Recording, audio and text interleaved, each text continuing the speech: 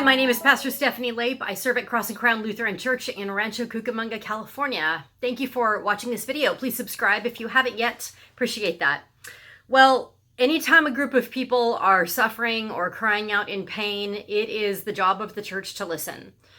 It is written in my letter of call as a pastor to speak up for those suffering from injustice, and it's written in our church constitution as well, that that's what a pastor does. So, of course, I'm going to be doing that. And I believe that that's actually the job of every Christian person to do that as well, to see which part of the body of Christ is in need, is in pain, is suffering, and to do our best to accompany people that are hurting and share with them the love of God for all people.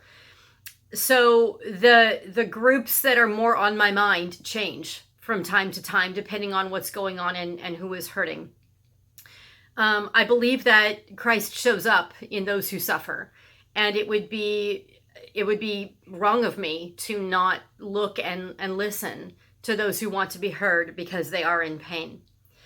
So right now there's a lot of racial tension in our country. There has been for hundreds of years, but we've heard this a lot lately, especially with regard to police relations and what's going on there. I'm certainly not an expert on what the police do. I'm certainly not an expert on what it means to live as a Black person in our nation. My expertise lies in religion and theology and church. So just speaking from my own personal experience, and I'm certainly open to being corrected and learning, and I could be wrong. But I right now don't see this as entirely a police problem. The statistic I heard from a sociologist was that an unarmed Black person is 3 times more likely to be shot and killed than an unarmed white person. And I have no doubt that statistic makes sense. So I'm not questioning the statistic. I'm also not questioning if the police system needs reform, because I believe that every institution continually needs reform. As a Lutheran Protestant, we talk about how the church is always being reformed as an institution. When I was an academic, as a professor for many years, I believed that the entire academic and university system, education system, should be continually reformed. So if it's a question of, should the police be reformed? Probably. I mean, anything that's not continually growing and moving and shaping and changing and growing wiser is probably going backwards. But I don't believe that this is entirely a police problem, because I think that if this is happening with the police, I think that is a symptom of what's happening with the entire country. And again, this is just how I see it, but I see racism as a systemic problem. Now, what this means is, and I'm listening a lot to people of color tell me this. I am a student of people of color. I am not a person of color, and I will never believe that I have nothing more to learn. I'm a lifelong learner until the day I die, and then maybe even beyond that, God willing. And so I am listening to people that know more than me about what this means to walk in the shoes of a person of color, the actual lived experience. People of color talk about how racism is systemic, meaning to talk about racism after the civil rights movement, where, the civil rights movement, when Martin Luther King Jr. and Malcolm X, they were the big leaders in that time, like around the 1960s, when schools were desegregated and some things changed positively. After the civil rights movement, it became common in our country to talk about racism in terms of actions. And to say that somebody is a racist, quote unquote, if they are a bad person or a mean person doing bad or mean actions. And what that definition did was it let the rest of us off the hook. And then I could say, for instance, well, I'm not a bad person. I'm not a mean person. I don't do conscious actions where I'm holding someone back or being mean or shaming somebody who's of another skin color. In fact, I have friends that are of other skin colors. So it lets me off the hook, where I don't have to look at my own complicity in racism and white supremacy, meaning the belief that white people are superior. But people of color are telling us that that's not what we're talking about when we're talking about racism. We're not talking about the relatively few people that would be members of the KKK, for instance, or call themselves white supremacists. I mean, obviously that's racist. But the majority of what what I hear people talking about is the system. It's like the water in which we swim. There's not an option of not being affected by racism in our country.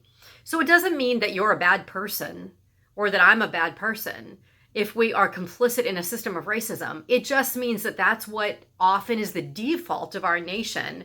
And so it's understandable that people are a part of this.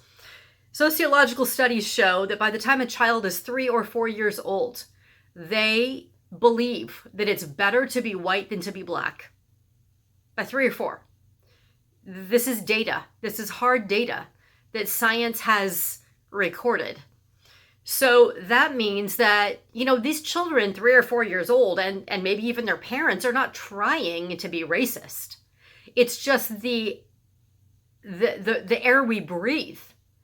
And so part of what I'm learning, because I'm listening to a lot and reading a lot and trying to educate myself a lot about this, part of what I'm learning is that one thing we often believe is that to be black means to be violent.